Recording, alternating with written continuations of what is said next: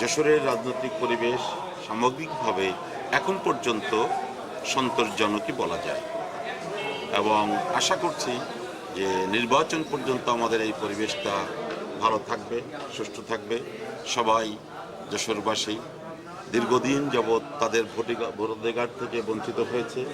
এবার তারা একটা উৎসবমুখর পরিবেশে তাদের ভোটের অধিকার প্রয়োগ করবে এবং সকল রাজনৈতিক দল যারা নির্বাচনে অংশগ্রহণ করছে তাদের প্রত্যেকের প্রতি আমাদের আবেদন থাকবে যশোরের এই নির্বাচনী পরিবেশটা সুন্দর সুষ্ঠু রেখে উৎসবমুখর পরিবেশে জনগণকে তাদের নেতা বা তাদের প্রার্থী বাছাই করার সুযোগ দেওয়া সে পরিবেশটা করে দেওয়ার জন্য আহ্বান জানাই।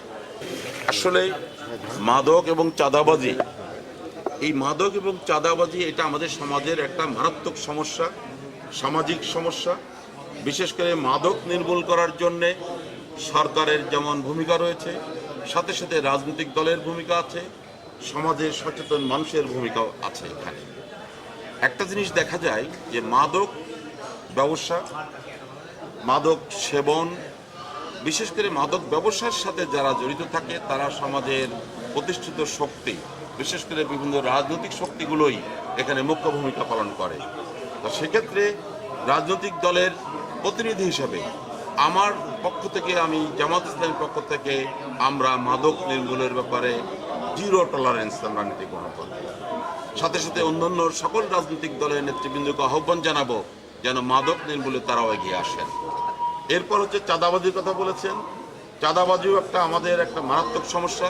বিশেষ করে আমাদের যশোরের ফুটপাতের ছোট একজন ব্যবসায়ী থেকে শুরু করে বড় ব্যবসায়ী পর্যন্ত প্রতিটা মানুষ এখানে চাঁদা দিতে বাধ্য হচ্ছে।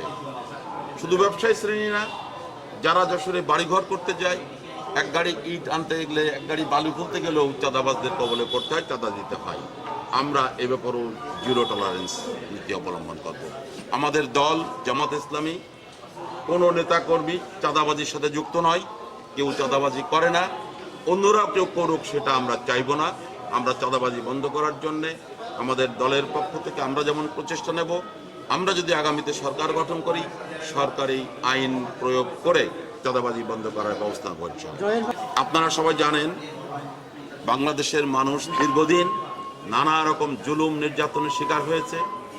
5ই আগস্টের বিপ্লবের মাধ্যমে তারা মুক্তি চেয়েছিল। সেই কাঙ্ক্ষিত মুক্তির জন্যে বাংলাদেশের মানুষ, ঠিক যশোরের মানুষও তেমনই রাজনৈতিক দলগুলোর প্রতি তারা তাকিয়েছিল। কিন্তু আমাদের বাংলাদেশে আমরা এটা দেখেছি একমাত্র জামাত ইসলামী সেই আগস্ট বিপ্লবের চেতনা ধারণ করে, লালন করে, পালন করে। যে কারণে আপনারা দেখেছেন যে আগস্ট বিপ্লবের নায়ক যারা ছিল তারা সবাই জোটবদ্ধ হয়ে এখন জামাত ইসলামীর সাথে আগামী নির্বাচনে অংশগ্রহণ করছে। সেহেতু আমি মনে করি এই 4 কোটি তরুণ তরুণীর যে আকাঙ্ক্ষা, আমাদের যশোরের তরুণ সমাজ, তরুণদের যে সমাজ, ছাত্র জনতা, তাদের সকলেরই প্রত্যাশা একটা পরিবর্তন। আর সেই পরিবর্তনের পক্ষে যেহেতু জামাত ইসলামী, আর সেই জামাত ইসলামের প্রতিনিধিত্ব করছি আমি এখানে নির্বাচনে, সুতরাং আমি জয়ের ব্যাপারে শতভাগ এখানে আশাবাদী।